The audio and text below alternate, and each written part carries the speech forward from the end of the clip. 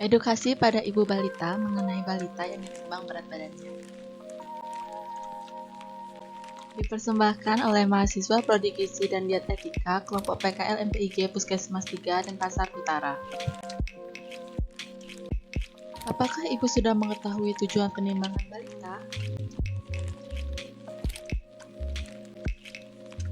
Penimbangan yang rutin diadakan setiap bulan sampai bayi berumur 5 tahun memiliki tujuan memantau pertumbuhannya setiap bulan, serta sarana lainnya ini bertujuan untuk mengetahui apakah bayi atau balita tumbuh sehat, mengetahui dan mencegah gangguan pertumbuhan, mengetahui bila balita sakit, kelengkapan imunisasi, serta mendapatkan penyuluhan gizi. Setelah balita ditimbang, hasil penimbangan akan dicatat di buku KIA atau Kesehatan Ibu dan Anak atau Kartu Menuju Sehat atau KMS, maka akan terlihat berat badan anak naik atau tidak. Tanda-tanda balita gizi kurang. Yang pertama, berat badan tidak naik selama 3 bulan berturut-turut. Yang kedua, mudah sakit. Yang ketiga, tampak lesu dan lemah. Yang keempat, mudah menangis dan rewel. Yang kelima, kesulitan untuk tetap hangat atau mempertahankan suhu tubuh. Yang keenam, suhu tubuh lebih rendah. Yang ketujuh, diare, dan terakhir nafsu makan berkurang. Berikut ada beberapa jenis gizi buruk pada balita. Yang pertama, ada marasmus. Marasmus adalah kondisi kurang gizi yang disebabkan oleh tidak terpenuhinya asupan energi harian. Menurut data dari UNICEF, kekurangan asupan zat gizi merupakan salah satu dalam penyebab kematian pada anak-anak di bawah usia 5 tahun. Gejala marasmus meliputi yang pertama, penurunan berat badan, yang kedua, dehidrasi, yang ketiga, diare kronis, dan yang keempat, perut cekung atau kempes. Selanjutnya ada kwashiorkor. Kwashiorkor adalah kondisi kekurangan gizi yang penyebab utamanya karena rendahnya asupan protein. Meski telah kehilangan massa otot dan lemak tubuh, anak dengan kwashiorkor tidak mengalami penurunan berat badan yang drastis. Gejala-gejala kwashiorkor meliputi yang pertama ada edema atau bengkak atau penampilan bengkak karena retensi cairan. Yang kedua ada perut buncit dan menonjol. Yang ketiga ada ketidakmampuan untuk tumbuh dan bertambahnya berat badan. Selanjutnya ada marasmik kwashiorkor. Marasmik kwashiorkor adalah bentuk lain dari gizi buruk pada anak balita yang menggabungkan kondisi dan gejala antara marasmus dan kwashiorkor. Anak yang mengalami marasmik kwashiorkor memiliki beberapa ciri utama seperti bertubuh sangat kurus, menunjukkan tanda-tanda tubuh kurus atau wasting di beberapa bagian tubuh, misalnya hilangnya jaringan dan massa otot serta tulang yang langsung ketara pada kulit seolah tidak terlapis oleh daging. Yang terakhir mengalami penumpukan cairan di beberapa bagian tubuh, namun tidak seperti kwashiorkor yang mengalami pembekakan pada perut. Adanya edema pada anak dengan marasmus dan kwashiorkor sekaligus biasanya tidak terlalu mencolok. Pengertian Posyandu. Posyandu adalah pusat kegiatan masyarakat dalam upaya pelayanan kesehatan dan keluarga berencana.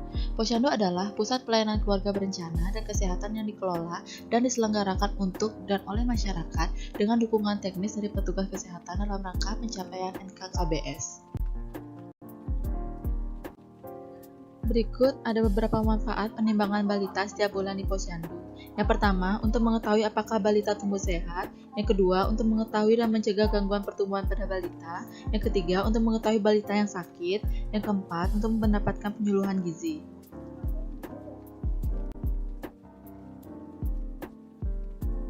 Bagi usia anak, pemberian makanan sesuai gizi seimbang dikategorikan lagi ke dalam beberapa kategori usia, dimulai dari usia 0-6 bulan, usia 6-24 bulan, dan usia 2-5 tahun. Gizi seimbang untuk bayi usia 0-6 bulan. Untuk bayi usia 0-6 bulan, ASI menjadi satu-satunya asupan yang diperlukan. ASI merupakan makanan terbaik untuk bayi karena di dalam ASI terkandung semua zat gizi yang dibutuhkan bayi sampai dengan usia 6 bulan. ASI yang memenuhi zat gizi yang dibutuhkan sesuai dengan perkembangan sistem pencernaannya. Oleh karena itu, setiap bayi harus diberikan ASI eksklusif, yaitu hanya memberi ASI sampai usia 6 bulan.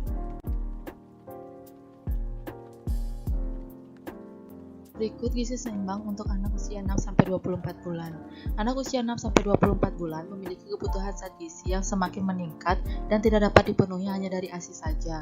Pada usia ini, anak berada pada periode pertumbuhan dan perkembangan yang pesat.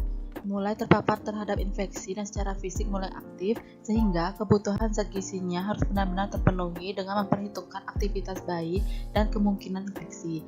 Agar mencapai gizi seimbang, Anda memerlukan makanan pendamping ASI atau MPASI, sementara ASI tetap diberikan sampai bayi berusia 2 tahun.